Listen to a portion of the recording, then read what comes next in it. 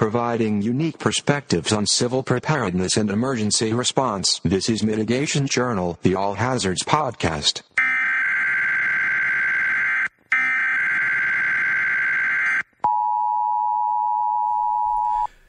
Hi, and welcome to Mitigation Journal, the All Hazards Podcast. My name is Rick Rosati, and today I want to talk to you about the 7 basic emergency management things you need to know and why you need to know them to keep yourself safe and functional during times of crisis. This information is especially applicable for emergency medical services responders as well as in-hospital care providers. Thanks for joining us today on Mitigation Journal. Let's get into the 7 emergency management things you need to know. Number 1, know the threats in your community. This is a really broad scope approach to understanding what the leaders and emergency planners in your community are preparing for. You don't have to know the details, but it would be nice to know what types of events are prone in your area and what your emergency planners and leaders are really looking out for. That's going to help you be prepared better as a citizen, as a parent, and certainly better prepared to carry out whatever role in emergency preparedness you play. Number 2, know how to prepare yourself and your family. Why?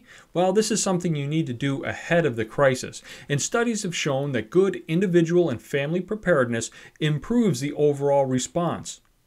Even more so, it's important for you to prepare yourself and your family ahead of time for crisis because we want you to be able to come back to work and carry out your duties. It'll be easier for you to do that if you know your family is safe.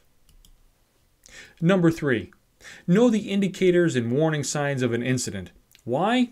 Well, it's important for you to understand that certain events have certain specific indicators or signs and symptoms, if you will. This situational awareness may be all that stands between you and harm if you recognize the problem early. Recognition of the problem early saves lives, including your own. Keep it in mind that someone's going to have to recognize the warning signs of an event, and it might as well be you. Number 4, know your internal emergency plans. Why? Because there's not going to be time to look things up when the crisis hits. And knowing these plans ahead of time, working these plans into your routine training is going to cut down on your reaction time and improve your response. When we cut down reaction time, we improve response and we save lives. We're able to carry out our jobs in times of crisis in a very efficient manner. Number 5. Know the basics of the Hospital Incident Command System. Why? You have to have a basic understanding of the Incident Command System and Hospital Incident Command System if you're going to work in that crisis environment. You may have to work in a specific role or leadership position within that environment.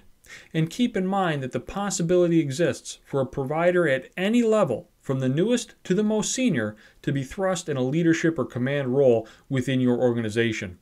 Knowing the basics of an incident command system or the hospital incident command system ahead of time puts you in position to be successful and lead others no matter what your role is during times of crisis. Number 6, know your capabilities. Why? You need to know the resources and abilities of your agency and those around you. This will help you understand how triage will work in your area in times of crisis.